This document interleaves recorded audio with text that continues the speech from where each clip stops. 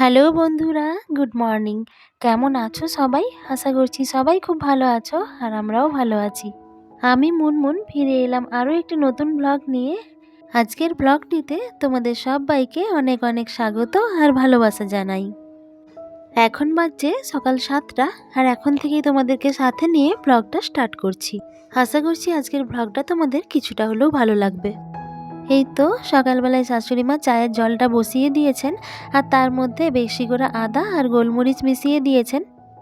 তারপর উনি স্নান করতে চলে গেছিলেন আর আদা আর গোলমরিচটা জলে ভালোভাবে ফুটে যাওয়ার পর তারপর আমি চা পাতাটা ওর মধ্যে অ্যাড করে দিলাম।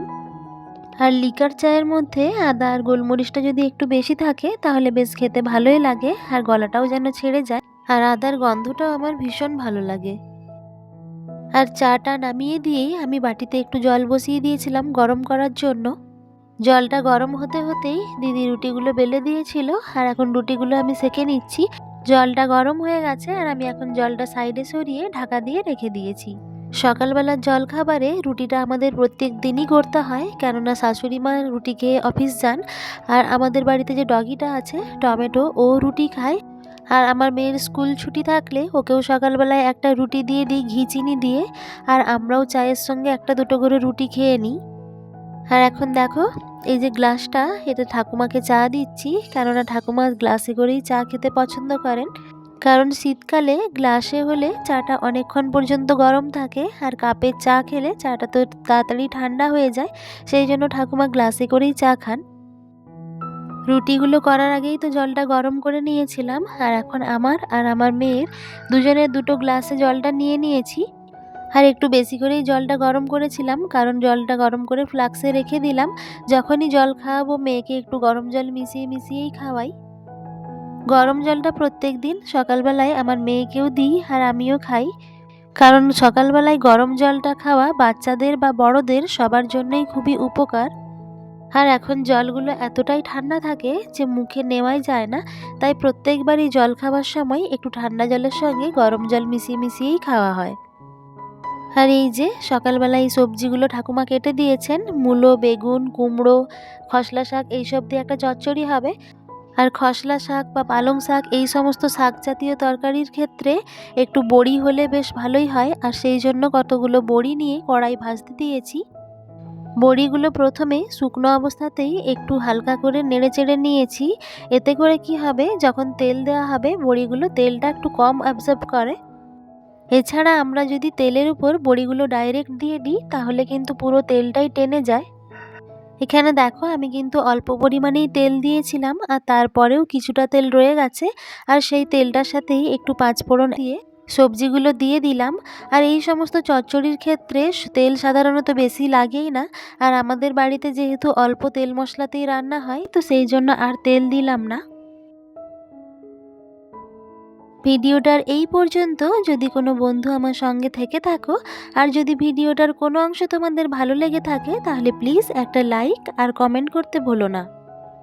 আর যারা আমার নতুন বন্ধু আছো, যদি ভিডিওটার ভালো লেগে থাকে আর এরকম নতুন নতুন ভিডিও দেখতে চাও, চাইলে আমার চ্যানেলটা সাবস্ক্রাইব করে আমার এই ছোট্ট পরিবারের পাশে থাকতে পারো। আর যারা অলরেডি চ্যানেলটি সাবস্ক্রাইব করে রেখেছো তোমাদেরকে অসংখ্য ধন্যবাদ। তো দেখো প্রথমে তো আমি সবজিগুলো দিয়ে নুন হলুদ দিয়ে ঢাকা দিয়ে রেখেছিলাম আর তার কিছুক্ষণ পরেই শাকগুলো মিশিয়ে দিলাম। এইবার শাক থেকে যে জলটা বেরোবে সেটা দিয়েই সবজিটা সেদ্ধ হবে। তো গ্যাসের ফ্লেমটা লো করে দিয়ে আমি সোজা চলে এসেছি ওপরে বিছানাটা গুছিয়ে নিতে। আজকে যেহেতু মেয়ের স্কুল ছুটি ছিল সেই জন্য মেয়ে দেরি করে ঘুম থেকে উঠেছে আর তাই বিছানাটাও গুছাতে পারিনি। আজ কয়েকদিন ধরেই মেঘের অবস্থা তো এতটাই খারাপ, তো বাচ্চাদেরকে তাড়াতাড়ি ঘুম থেকে তুলতেও ইচ্ছে করে না, মনে হয় যেন যতক্ষণ ঘুমোই ততক্ষণই শান্তি। এই ঠান্ডায় ঠান্ডায় উঠেই বা ওরা কি করবে, তো সেই জন্য ওকে ঘুম থেকে তুলিনি। ও ওর নিজের ইচ্ছে মতন ঘুম থেকে উঠেই নিচে চলে যায়। তোমাদের সঙ্গে কথা বলতে বলতে আমার বিছানাটাও গুছানো হয়ে গেল। আর রাত্রেবেলায় যখন ঘুমোতে যাই তো তার আগে একটু গ্লিসারিন, গোলাপ জল আর বোরোলিন আর জলের বোতলটা নিয়ে ঘুমোই, কারণ রাত্রেবেলায় ঘুম ভাঙলেই দেখি গলাটা শুকনো হয়ে যায়। আর এই প্রবলেমটা আমার শীতকালেই বেশি হয়, গলাটা এত পরিমাণ শুকিয়ে যায় যে এক ঢোক জল না হলে হয় না। আবার আমার একটা বদ অভ্যাস আছে কি, রাত্রেবেলায় মাথার গোড়ায় যদি জলের বোতল না থাকে তাহলে আমার ঘুমও ধরে না। রাত্রেবেলায় ঘুমানোর আগে গ্লিসারিনের সাথে একটু ফোঁটা গোলাপ জল মিশিয়ে হাত পাগুলোয় লাগিয়ে নিলে হাত পাগুলো বেশ নরম থাকে। আর যদি পা ফাটা বা হাতের যদি ফাটার সমস্যা থাকে তাহলে সেগুলোর থেকে অনেকটা রিলিফ পাওয়া যায়। আর এগুলো আমি বিছানার বসে বসেই করে থাকি, তো সেই জন্য ওগুলো মাথা গোড়ায় আমাকে নিয়ে শুতেই হয়। আর এই তো মেয়েকে খাইয়ে দাইয়ে একটু পড়তে বসিয়েছি, আর ওকে টাস্ক দিয়ে দিয়েছি, ও নিজের মতন করছে আর আমিও একটু তার সাথে কাজগুলো সেরে নিচ্ছি। তোমাদেরকে তো আগের ব্লগে বলেইছিলাম যে গাছপালা আমার ভীষণ শখের জিনিস আর আমি ভীষণ ভালোবাসি গাছ লাগাতে। তোমরা হয়তো বললে বিশ্বাস করবে না, আমি আমার মেয়েকে যেরকম ভালোবাসি সেরকম ঠিক এই গাছগুলোকেও ভালোবাসি। আর এই প্রত্যেকটা গাছই আমার নিজের হাতে লাগানো। সকালবেলায় ঘুম থেকে উঠেই আমি আগে ব্যালকনিতে আসি যে গাছগুলো কেমন আছে, প্রত্যেকটার পাতা কীরকম আছে, সেগুলো নেতিয়ে গেল কি না, সেগুলো ভালোভাবে চেক করে তারপরে আমি নিচে যাই। আর যদি দেখি যে গাছের কোনো পাতা একটু ঝিমিয়ে গেছে, তৎক্ষণাৎ এই স্প্রে বটলটা দিয়ে একটু জল ছিটিয়ে দিই উপর থেকে, আর তারপরেই গাছগুলো আবার বেশ সুন্দর সতেজ হয়ে যায়। আর দেখো গাছগুলোতে জল দেওয়ার ফলে আর এই জল আর মাটি মিলে পুরো জায়গাটা নোংরা হয়ে রয়েছে, আর সেই জায়গাগুলোই এখন প্রত্যেকটা টব সরিয়ে সরিয়ে ভালোভাবে পরিষ্কার করে নিচ্ছি। যে কোনো জিনিস, সে গাছপালাই হোক বা কোনো জিনিসপত্রই হোক, সমস্ত কিছুই যত্নের উপর নির্ভরশীল। আর যে কোনো জিনিস পরিষ্কার পরিচ্ছন্ন থাকলে দেখতেও বেশ ভালো লাগে, তাই না? আর এই তো রান্নাটাও আমার কমপ্লিট হয়ে গেছে। আজকে করেছিলাম গাজর আর বিনস দিয়ে মুগের ডাল, আলু পোস্ত, আর সকালবেলায় এই যে চচ্চড়িটা বসিয়েছিলাম তোমরা তো দেখেইছিলে। বাকি রান্নাগুলো কিন্তু তোমাদের সাথে আর শেয়ার করিনি, কারণ ডাল আলু পোস্ত এগুলোর আর কী বা শেয়ার করার আছে। কারণ সব কিছুই যদি এই ছোট্ট ভিডিওটার মাধ্যমে শেয়ার করতে যাই তাহলে ভিডিওটা আরও বেশি লেন্দি হয়ে যাবে, আর বেশি লেন্দি হয়ে গেলে তোমাদেরও কিন্তু সেটা দেখতে ভালো লাগবে না। রান্নাটা সেরে নিয়ে এখন আমি গ্যাসটাও খুব ভালোভাবে পরিষ্কার করে নিয়েছি। শীতকালে তো জল খুব কমই খাওয়া হয়, আর ঠান্ডার ভয়ে জল খাওয়া হয় না বললেই চলে। আর তাই জলের বোতলগুলো যেমনি খালি হয়েছে আর জল ভরিনি, কারণ এগুলো আজকে একটু ভালোভাবে পরিষ্কার করে নেব। অনেক দিন হয়ে গেল জলের বোতলগুলো পরিষ্কার করা হয়নি। অনেক দিন যাবৎ জলের বোতল পরিষ্কার না হলে তার ভেতর থেকে কেমন যেন একটা গন্ধ বেরোয়, আর এই যে বোতলের মুখগুলো এগুলোও কেমন যেন একটা সাদা সাদা হয়ে যায়, দিলে তখন আর জল খেতেও ইচ্ছে করে না। আর তাই একটা স্কচ ব্রাইট দিয়ে বোতলের মুখটা ভালোভাবে ঘষে নিয়েছি, বোতলের ভেতরটাও ব্রাশটা দিয়ে ভালোভাবে ঘষে ঘষে ধুয়ে নিলাম। আসলে মেয়ের আজকে স্কুলটা ছুটি আছে বলেই এই সমস্ত এক্সট্রা কাজগুলো করার সময় পেলাম। আর মেয়ের স্কুল থাকলে কি হয়, ওকে ছাড়া আনা এই সমস্ত করতে করতেই টাইমটা কিভাবে পেরিয়ে যায় বুঝতেও পারি না। এখন ঘড়িতে সময় হলো প্রায় 11টা মতন, আর এখন আমি টিফিনটাও করে নেব। সকালবেলায় তো চায়ের সাথে দুটো রুটি খেয়েছিলাম, আর এখনও আবার রুটি আর একটু খেজুর গুড় নিয়ে বসেছি। আসলে শীতকালে মুড়ি খেতে অতটা ভালো লাগে না, আর রুটি আমি এমনিতেও ভীষণভাবে পছন্দ করি।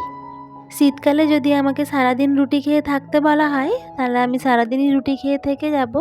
ভাত না খেলে যে চলবে না এরকম কোনো ব্যাপার নেই। আর মিষ্টুও দেখো একটা ছোট্ট বাটিতে করে মুড়ি নিয়েছে, আর ঠাকুমা ওকে খাইয়ে দিচ্ছে। ও আর আমি দুজনেই টিফিনটা সেরে নিচ্ছি। আসলে সকাল থেকে অনেক রকমেরই কাজ থাকে, যেমন ঝাড়া মোছা করা বা বাসি ঘরদোর পরিষ্কার করা। তো সেই সমস্ত কাজগুলো আমার একটু লেটেই হয়ে যায়। আর সকালবেলা যেহেতু আমার শাশুড়ি মায়ের অফিস থাকে, সেই জন্য আমাদের বাড়িতে রান্নাটা মোটামুটি 9টার মধ্যেই কমপ্লিট করতে হয়। আর তাই সমস্ত কাজ কমপ্লিট করে এখন স্নানটাও সেরে নিলাম। শাশুড়ি মা যেহেতু সকালবেলায় পুজোটা করে নেন, আর সেই জন্য পুজো করারও কোনো ব্যাপার থাকে না। স্নান করে ঠাকুরকে শুধু ধূপটা দিয়ে দিই। আর স্নান করতে করতে যেহেতু 12:30 1টা মতন বেজে যায়, তাই আমাকে টিফিনটাও করে নিতে হয় স্নান করার আগেই।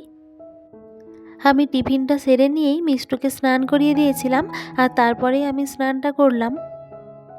আর আকাশে মেঘের অবস্থা ভীষণই খারাপ হয়ে আছে, আবার ফোঁটা ফোঁটা বৃষ্টিও পড়ছে সকাল থেকে, তাই জামা কাপড়গুলো অগত্যা এই ব্যালকনিতেই মেলতে হবে।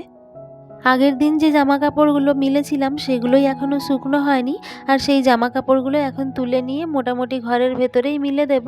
আর একদম যে ভিজে জামা কাপড়গুলো যেগুলো এখনই কাচলাম আমি, সেগুলোই এখন এই ব্যালকনিতে মিলে দিচ্ছি। যতই মেঘ ঝড় বৃষ্টি যাই হোক না কেন, কাচা ধোয়ার তো শেষ নেই। প্রত্যেক দিন যে জামা কাপড়গুলো সেগুলো কতই বা জমিয়ে জমিয়ে রাখবো। সকালবেলায় এক প্রকার মেঘের অবস্থাটা না দেখেই জামা কাপড়গুলো ভিজিয়ে ফেলেছিলাম, আর তারপর ভাবলাম যে কেনই বা ভিজালাম জামা কাপড়গুলো, কালকে কাচলেও তো হতো। আর ভিজিয়েও যখন দিয়েছি, না কেচেই বা উপায় কি, তাই জামা কাপড়গুলো কেচেই ব্যালকনিতেই মিলে দিলাম। আজ যেহেতু বৃহস্পতিবার, তো বৃহস্পতিবার মাথায় স্নান না করলেও ভালো লাগে না, তাই যতই মেঘ ঝড় বৃষ্টি যাই হোক না কেন চুলটা ভিজিয়েই ফেললাম। আর চুলে যেহেতু সকালবেলায় একটু তেল দিয়েছিলাম, আর তেল দেওয়া চুল শুকনো হতে অনেকটাই সময় লেগে যায়, তাই দুপুরবেলার খাওয়া দাওয়াটা সেরে নিয়ে ওপরে চলে এসেছি, আর হেয়ার ড্রায়ার দিয়ে এখন চুলটা ভালোভাবে শুকনো করে নিচ্ছি। তো চলো বন্ধুরা, আজকের মতন ভিডিওটা এই পর্যন্তই রাখছি। দেখা হবে আরও একটি নতুন ব্লগের সাথে। ততক্ষণ সবাই ভালো থেকো, সুস্থ থেকো। টাটা।